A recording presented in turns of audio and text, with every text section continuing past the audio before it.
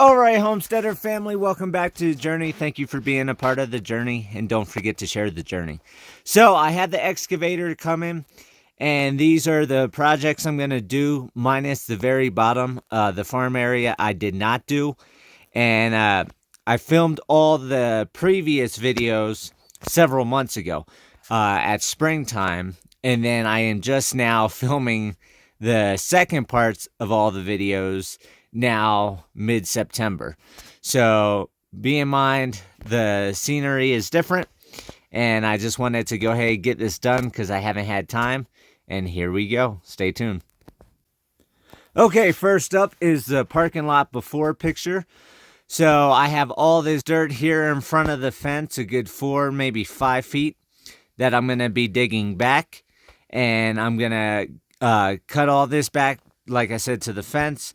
I'm going to extend the end down there along the fence, just clean that out because that sticks out several feet. So that way I have a huge, big parking lot. And then I'll be moving all the dirt over to the side, and I'll be building up the parking lot.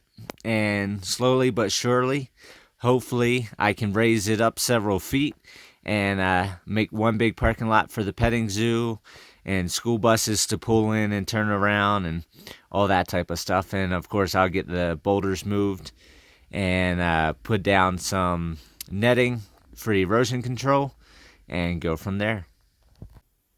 All right, so this is the after picture. You can see the parking lot has been built up. It's a lot bigger. Still a lot of work to do, but we'll get around to it. It's looking good.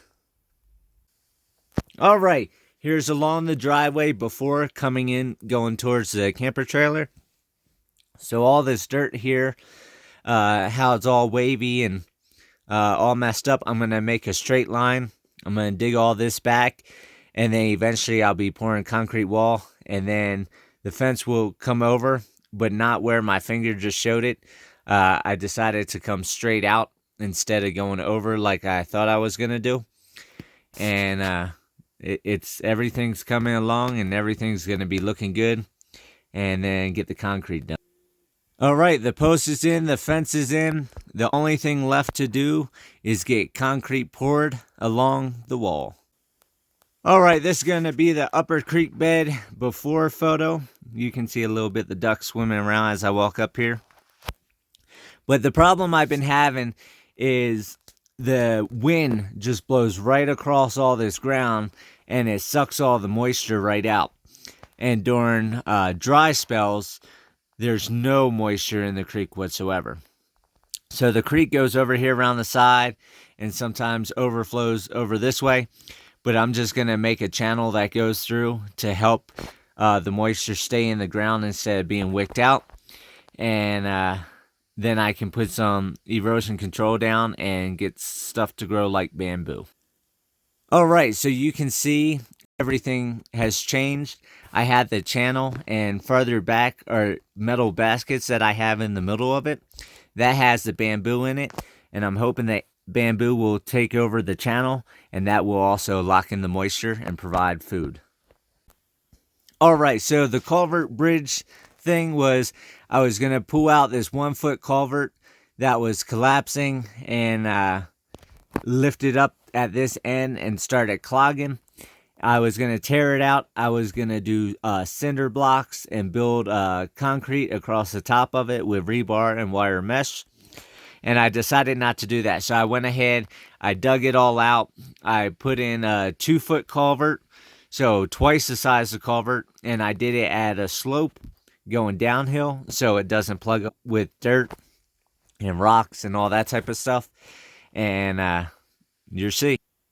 All right, so over here I did a concrete wall. I haven't finished. I still got to finish pouring this end. And I'll have fencing that will go across so nobody falls off. Over here you can see I've started. I haven't got everything accomplished yet. Of course, the creek isn't running, so I don't have to worry about all the dirt that I pushed down by accident. But all this dirt over here, once I get the concrete blocks going out farther, that will retain all the dirt. All right, so this is going to be the nesting area. Everything is on such a steep slope all the way around the pond coming over here to where the culvert is. And all of this is just a big slope. And of course, the farther you go around, the steeper the slope gets. So my goal is to dig all this out so it's a flat area that the ducks and geese can sunbathe on, and then start building nesting boxes going around. And that way I can walk down, collect eggs, and they're able to have an area to have their little babies. So, all right, so you can see everything's flatter. It's not as big of a drop off. You can see I've got a pad pretty much all the way around, almost all the way to the end of the pond. So the ducks can hop up here now. They've got somewhere to sit, and I can build the boxes come spring, and we'll be good. All right, so here at the spillway, the ground, all this has to be dug out down below, and I want it to go a little bit deeper, and the creek bed's going to go a little bit deeper, so that way I can get the height that I want for the overshot water wheel. So I'm going to dig this out, and then I'll do the block wall all the way to the top of the pipes, do the 2 side walls, and then the overshot water wheel will go in between, and then all this will get filled out, and the fence will get pushed back a little bit, and we'll be golden. So I'll be right back. All right, so I got the depth done for the spillway, so you can see it's a nice deep trench down there. I just need to make some forms, pour some concrete, and stack the cinder block, and we'll get it done. All right, so we're here at the lower creek bed, that little pond that the goose is sitting in. That's going to get moved out the way, and I'm just going to make a trench all the way through, so that way I don't have the water evaporating, and that way the pigs will have more of a mud thing to get in than that little pond thing that I created. It just didn't work how I wanted it to. So here we go. All right, the lower creek bed is done. You can see it doesn't run, so it's dry, but the natural springs push up water, so the pigs have water and mud. All right, so this is going to be the driveway from the entrance up there at the gate coming down. I want to dig a bunch of this back. The brush pile I'm not going to touch, and then all that dirt I need to dig back and widen the driveway so I can get more than just a truck through. Extra wide trailer, equipment, whatever I need to do. So that's going to be the plan, and leave that tree in and go from there. So I'll be right back. All right, so you can see from the gate coming down to the brush pile, I really didn't do anything. But over here, the rest of the way around, I went ahead.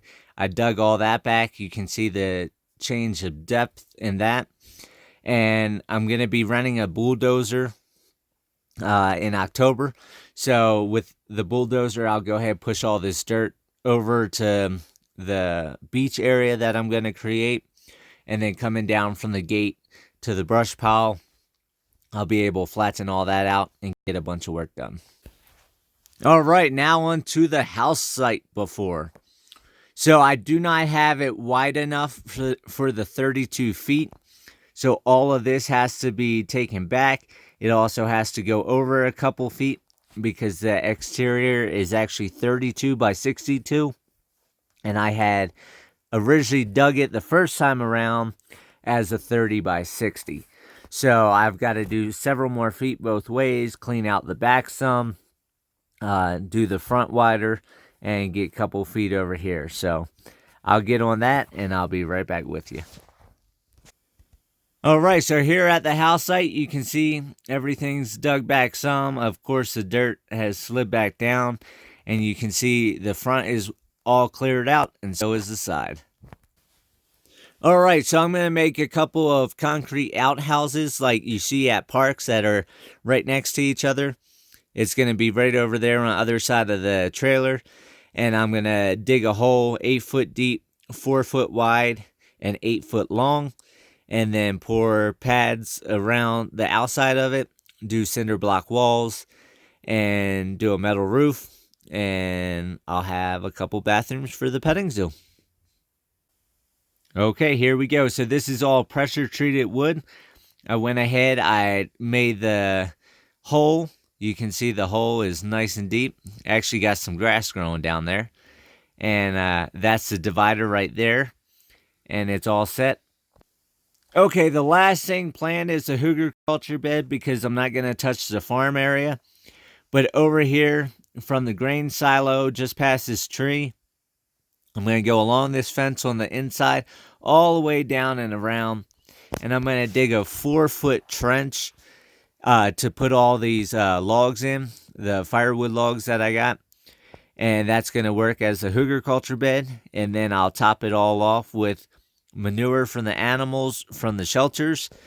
And then on top of that, next spring, I'll get some good clean fill dirt, top that, put the mulch on top of the soil, and then go ahead and dig the holes by hand to put in lilac bushes and flowers and all that type of stuff. All right, so here's the first bit of manure from the shelters. Didn't cover that much of the Hoosier Culture Bed, so I'm not going to be able to do the whole thing next year. But the logs are in, everything's all set, and it's just time to get the work done.